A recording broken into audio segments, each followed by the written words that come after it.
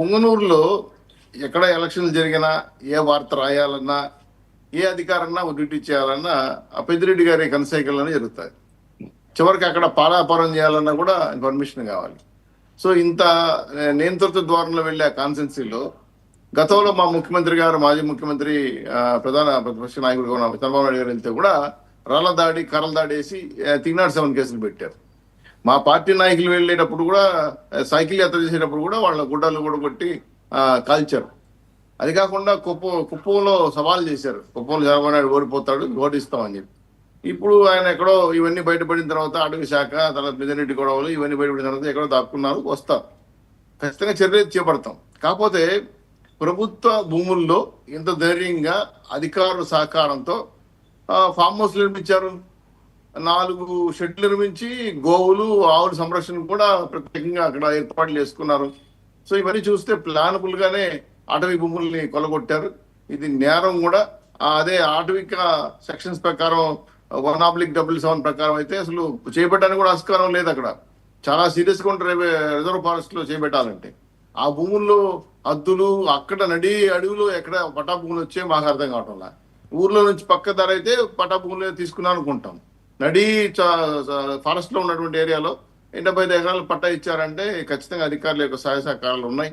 So పొంగనూరులో యొక్క అరాచకాలు చాలా స్థాయిలో ఉన్నాయి. కాబట్టి ఆయన ఈరోజు ఓడిపోయి కాన్ఫరెన్స్కి రానికుండా, ప్రజలు తిరుగుబాటు చేసి ఊర్లే కూడా రానికుండా నిలిపేస్తున్నారు.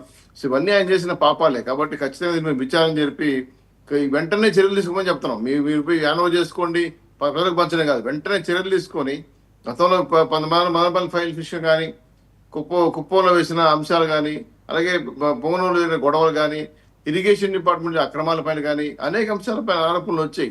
చర్యలు తీసుకోవాల్సిన మా ప్రభుత్వం కొంచెం నెమ్మదిస్తుందంటే చట్ట ప్రకారంగా పోతున్నారు.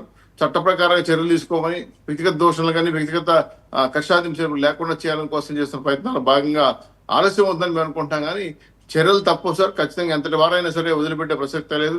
ఖచ్చితంగా దీంట్లో అటవీ శాఖలో జరిగిన అన్యాయాలపైన ప్రజలకు తెలియజేశాం. తక్షణమే కమిటీ వేశారు. ఎస్పీ గారు, కలెక్టర్ గారు, ఫారెస్ట్ ఆఫీసర్ గారితో ఐఎఫ్ఎస్ ఆయనతో కమిటీ వేశారు. విచారణ రిపోర్ట్ రావడంతో ఇమీడియట్ గా హ్యాండ్ ఓవర్ చేసుకోమని చెప్పి కూడా ఆర్డర్స్ ఇష్యూ చేశారని సమాచారం. మస్తాన్ గారు అడిగిన దాంట్లో మీరు భారీ ఆరోపణలు చేశారు. ద్వారంపూడి చంద్రశేఖర్ రెడ్డి, పెద్దిరెడ్డి రామచంద్రారెడ్డి, తర్వాత యువతలు వచ్చి పేర్ని నాని, ఏవి అసలు అరెస్టులు ఏవి అంటే మీరు వెంటనే అంటారు చట్టం దాని పని అది చేసుకుపోతుంది, అది చేసుకుపోయేదానికి చట్టం చేస్తుంది. మీ ఇనిషియేటివ్ ఉండాలి కదా. కూటమి ప్రభుత్వం, ఇక్కడ నాటి పార్టీ గురించి అంటలేదండి, ప్రభుత్వం ఇనిషియేటివ్ ఉండాలి కదా. ఇన్ని ఆధారాలు, బండిల్స్ కొద్ది ఆధారాలు ఉన్నాయండి విద్యాశాఖలో జరిగిన కుంభకోణం దగ్గర నుంచి. ఏమైనా అవన్నీ ఇంకా సరిపోతుందా? ఇక్కడ మీరు చెప్పిన మంచి పాయింట్. గత ప్రభుత్వంలో ఎవరైనా తప్పుగా కదా తప్పు చేయాలని ఆలోచిస్తే కూడా పోయి గొడవ చేసేసేవాళ్ళు, కొట్లాడేసేవాళ్ళు. జరగకపోయినా తప్పుడు కేసులు పెట్టి జైలు వేసేసేవాళ్ళు. ఇప్పుడు ఏంటంటే అలాంటి చేయటం వల్ల ప్రజల్లో వ్యతిరేకత కాదు, నిజంగా ప్రజాస్వామ్య హక్కులు కాపాడాల్సిన ప్రభుత్వం దురుసుగా వెళ్ళడానికి లేదు. కాబట్టి చట్ట ప్రకారమే కేసు విచారణ తర్వాత, దోషులు బయటపడిన తర్వాత న్యాయపరంగా చర్యలు తీసుకొని అరెస్టులు చేస్తున్నాం. వెంటనే తప్పు జరిగింది కదా, వ్యతిరేకత లోపలేసేయండి అంటే అది నిజంగా కరెక్ట్ అనే పద్ధతి కాదు. 2 కూటమి ఆ నాయకులందరూ కూడా ఒక ప్రభుత్వం ఏర్పడిన ఈ ప్రభుత్వంలో ఎవరో ఒకటి డిసిషన్ తీసుకునేది ఏముండదు సార్. ఖచ్చితంగా 100% అందరూ కలిసేది నిర్ణయం తీసుకుంటాం. కాబట్టి నిజంగా నాకు తెలిసి ఉన్న సమాచారం ప్రకారం 2-3 రోజులు అంటే రేపు నెలలో పెద్ద అరెస్టులు ఒక 2 జరగబోతున్నాయి, పెద్ద అరెస్టులు. అది మాకు కూడా తెలుసు, పేర్లు నేను చెప్పడానికి లేదు. కాబట్టి ఖచ్చితంగా చర్యలు చేపడతారు. చెప్పేశారు పెద్ద అరెస్టులు అన్నారు, అందులోనే ఒక పేరు ఉంది. పెద్ద అరెస్టులోనే ఉన్నాయి సార్, నాకు తెలిసి ఆ విషయం. కాబట్టి జరుగుతున్నాయి, జరగబోతాయి. కాబట్టి మీ అందరి కళలు కూడా సకాలం జరగబోతాయి. ఎందుకంటే రాష్ట్రంలో కొత్తగా డీజీపీకి వచ్చారు కాబట్టి డీజీపీ గారు చర్యలు తీసుకుంటున్నారు, మాకు కూడా తెలుసు.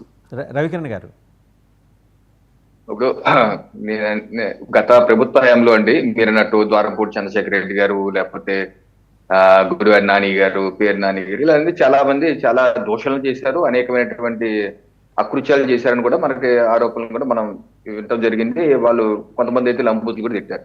అయితే మనం ఏమనుకుంటామంటే, సో గతంలో జరిగిన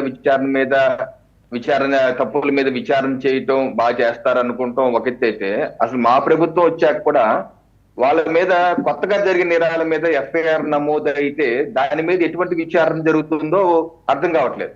ఉదాహరణకి మా కాకినాడ ద్వారంపూడి చంద్రశేఖర్ రెడ్డి గారు చూడండి, గతంలో ఆయన చంద్రబాబు నాయుడు గారు కావచ్చు, పవన్ కళ్యాణ్ కావచ్చు, లంబూతులు తిట్టారు. అది ఓకే. అతను జనరల్ గా మొన్న వరకు ఏమైంది, ఎన్నికల ముందు వరకు ఏదన్నా ఈ నేరం దొరికితే లడ్డూలా తినేస్తారు, ఇతన్ని వేధించేస్తారు అని అనుకుంటారు అందరూ. అయితే ఇప్పుడు ఏమైంది, మా ప్రభుత్వం వచ్చిన తర్వాత వారి యొక్క అనుచరుడు యొక్క ఇల్లు ఒకటి అక్రమంగా నిర్మాణం చేస్తుంటే దాన్ని అడ్డుకున్నటువంటి అధికారుల మీద ఈయన స్వయంగా వచ్చి కొంతమంది జనాలు తీసుకొచ్చి అధికారులని పరిగెత్తించి కొట్టారు ఆయన మీద. అప్పుడు 1 రోజుల వరకు కేసు నమోదు చేయలేదు. మాలాంటి వాళ్ళందరూ నిలదీస్తే కేసు నమోదు చేశారు. నమోదు చేసి ఎప్పుడు జూలైలో ఆగస్టులో నమోదు చేశారు.